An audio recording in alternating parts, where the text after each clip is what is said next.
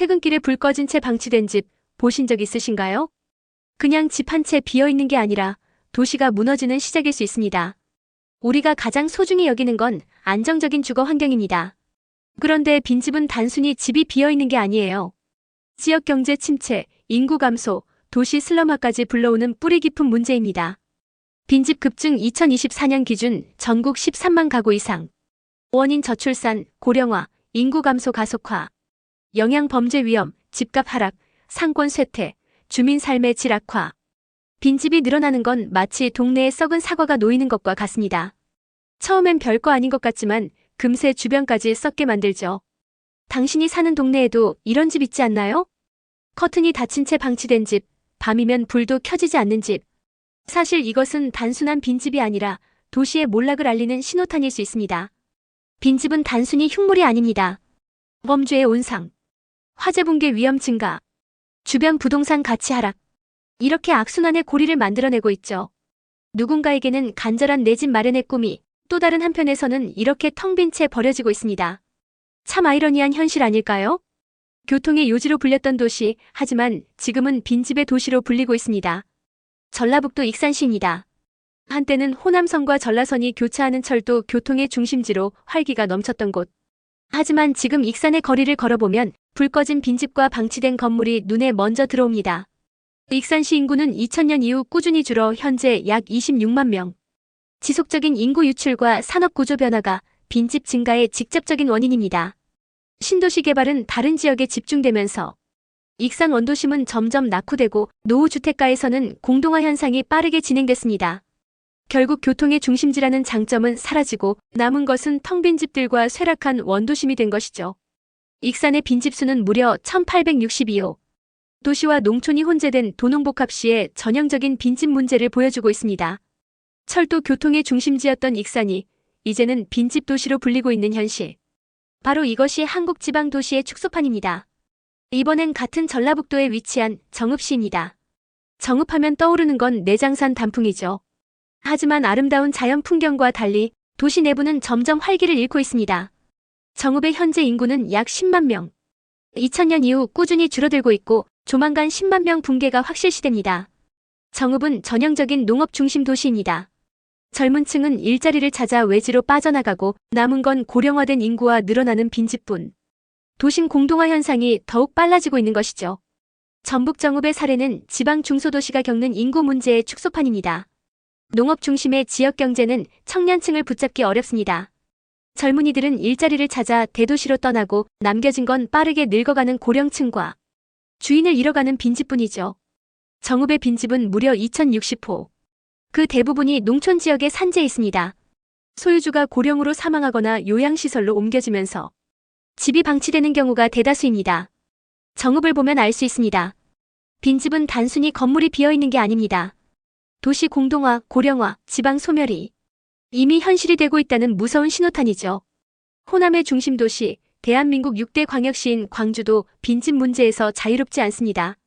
광주는 한때 인구가 꾸준히 늘며 활기 넘쳤습니다. 하지만 2015년부터 인구가 감소하기 시작했고 결국 140만 명선이 붕괴되며 현재는 약 139만 명으로 줄었습니다. 광주의 빈집이 늘어난 이유는 지방 중소도시와는 조금 다릅니다. 대규모 신규 택지 개발이 진행되면서 기반시설이 낡은 구도심의 주민들이 신도시로 이동했고 그 자리에 빈집이 남게 된 것이죠. 또한 재개발을 기다리며 방치된 주택들도 통계에 포함되면서 빈집 수치가 더욱 높아졌습니다. 다시 말해 광주의 빈집은 단순한 도시 쇠퇴라기보다 신도시 개발과 구도심 공동화라는 대도시형 문제입니다. 새 아파트 단지는 늘어나지만 낡은 집은 점점 버려지는 이중구조가 심화되고 있습니다. 아름다운 바다와 한려해상 국립공원, 그리고 국가적 석유화학 단지를 가진 도시. 하지만 이 도시에도 빈집이 늘어나고 있습니다. 바로 여수입니다. 여수는 관광과 산업을 모두 가진 도시임에도 불구하고 인구는 꾸준히 줄어 현재 26만 명에 불과합니다. 화려한 바닷가 풍경 뒤에는 조용히 늘어나는 빈집의 그림자가 있습니다. 여수시의 빈집은 2328채. 여수처럼 공업단지와 관광자원을 동시에 갖춘 도시에서 이 정도 빈집이 늘어나고 있다는 건 심각한 신호입니다. 여수의 빈집 증가는 산업 구조 변화와 인구 유출이 겹친 결과입니다.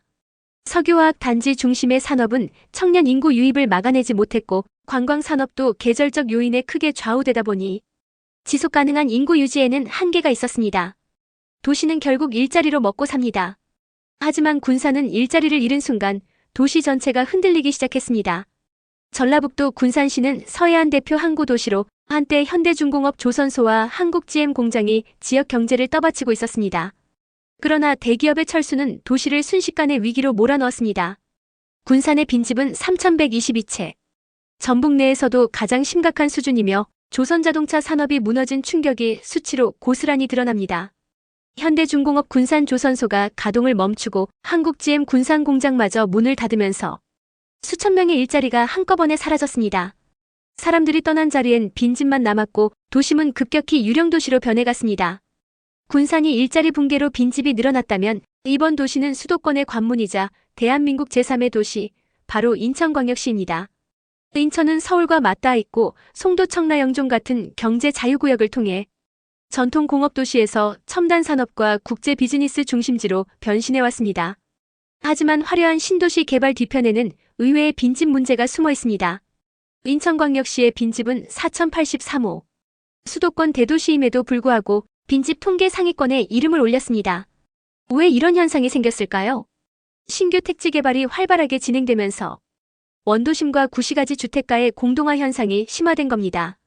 특히 재개발을 기다리며 방치된 주택들이 빈집으로 집계되면서 수치가 크게 증가한 것이죠. 이번에는 대한민국의 정중앙에 자리한 교통요충지 대전광역시입니다. 대전은 중부와 남부를 연결하는 관문도시이자 KAIST, 정부청사, 연구단지 등 지식 기반 인프라로 유명하죠. 하지만 이 도시 역시 빈집 문제에서 자유롭지 못합니다. 2024년 기준 대전의 빈집은 4,562호.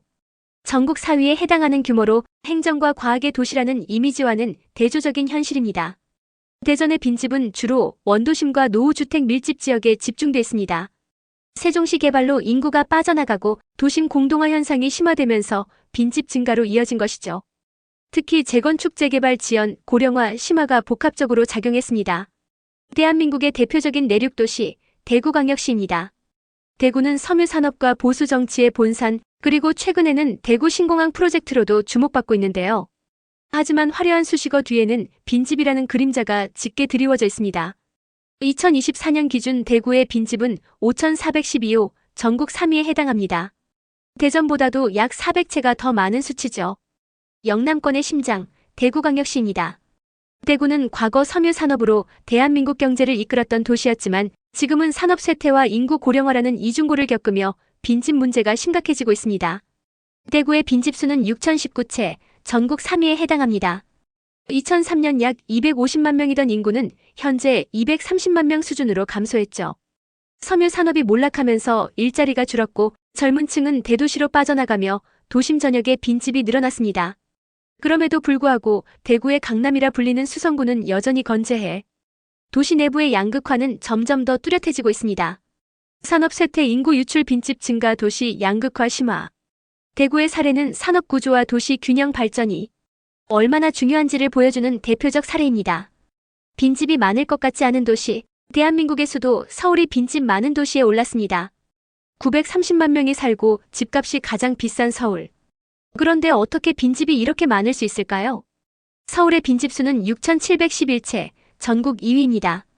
겉보기에는 의외지만 그 속을 들여다보면 이유가 명확합니다. 서울의 빈집은 지방 도시처럼 인구 유출이나 산업 쇠퇴 때문이 아닙니다. 대부분이 재개발, 재건축, 이주, 정비구역 해제, 그리고 노후 다세대 빌라 문제에서 비롯됩니다.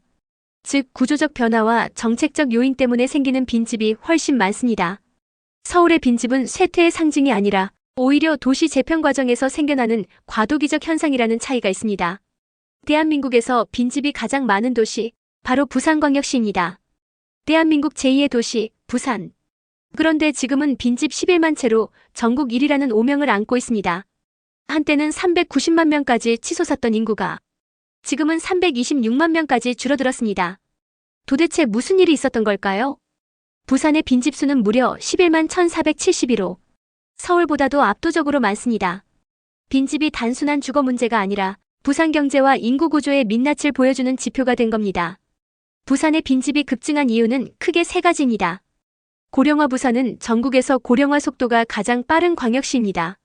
나이 든 세대가 늘면서 수요가 줄고 관리가 안 되는 집은 그대로 빈집이 됩니다. 산업 구조 변화. 한때 신발, 섬유, 조선업으로 불리던 부산 제조업의 쇠퇴. 일자리가 줄어들면서 청년층은 서울 수도권으로 빠져나갔습니다. 구도심 공동화 재개발 재건축이 지연되면서 원도심 주택가가 슬럼화, 반대로 해운대 센텀 등 신도시는 인구 집중, 도시 내 양극화가 빈집 문제를 더 심각하게 만들었습니다. 즉, 부산의 빈집 문제는 단순히 사람이 살지 않는 집이 아니라 산업, 인구, 도시 구조가 한꺼번에 흔들리는 결과라는 점에서 의미가 큽니다. 대한민국 곳곳에서 늘어나는 빈집, 이건 단순히 비어있는 집의 문제가 아닙니다. 오늘 우리가 살펴본 도시들을 보면 빈집은 인구 감소, 산업 쇠퇴, 도시 불균형이 모두 얽힌 종합적인 결과물이었습니다. 서울과 같은 대도시에도, 부산, 대구 같은 광역시에도, 익산, 정읍 같은 중소도시에도 빈집은 늘어나고 있었죠. 정리해보면 빈집 문제의 원인은 크게 세 가지입니다. 인구 구조 변화, 저출산, 고령화, 청년층 유출. 산업 쇠퇴, 일자리가 사라지면서 도시 자체가 약해짐. 도시 불균형, 신도시 개발 재개발 지연으로 구도심 공동화. 그렇다면 우리는 어떤 해법을 고민해야 할까요? 정부 지자체 차원 빈집 리모델링, 청년 신혼부부 주거 지원, 도시 재생 프로젝트.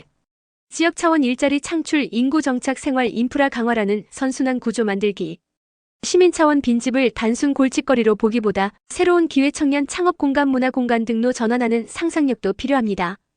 빈집은 단순히 집이 비어있는 게 아니라 우리 사회의 미래가 비어가고 있다는 신호입니다. 도시가 사라지면 삶의 터전도 함께 무너집니다. 빈집 문제는 누군가의 이야기가 아니라 곧 우리의 문제이기도 합니다. 여러분은 어떻게 생각하시나요? 빈집, 골칫거리일까요? 아니면 기회로 바꿀 수 있을까요? 댓글로 의견 남겨주시고 도시와 사회의 미래를 함께 고민해 보겠습니다.